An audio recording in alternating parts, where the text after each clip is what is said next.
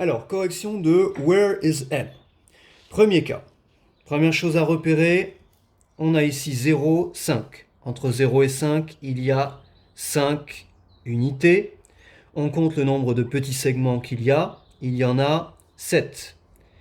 Donc, un petit segment vaut 5 unités divisé par 7, autrement dit, 5 septièmes d'unité. On a donc ici 0, 5 septièmes. Je rajoute encore 5 septièmes, j'obtiens donc 10 septièmes. Le point M a pour abscisse 10 septièmes.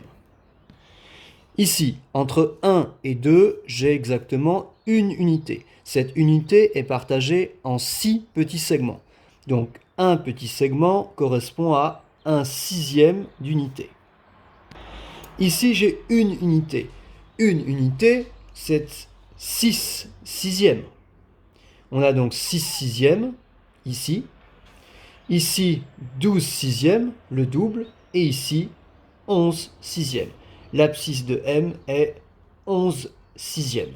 Entre 2 et 3, j'ai exactement une unité. Cette unité est composée de 6 petits segments, donc un petit segment a pour longueur 1/6 d'unité.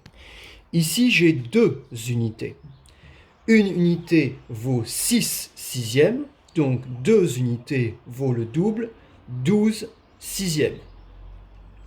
On peut ensuite remonter 11 sixièmes, 10 sixièmes, 9 sixièmes, 8 sixièmes, 7 sixièmes.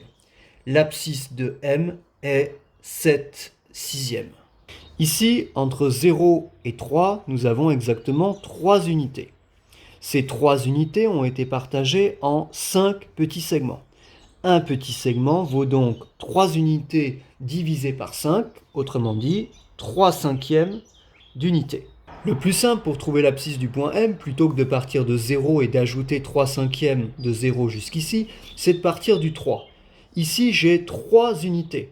3 unités, c'est combien de cinquièmes d'unité? Une unité, c'est 5 cinquièmes, donc 3, c'est égal à 3 fois plus, donc 15 cinquièmes.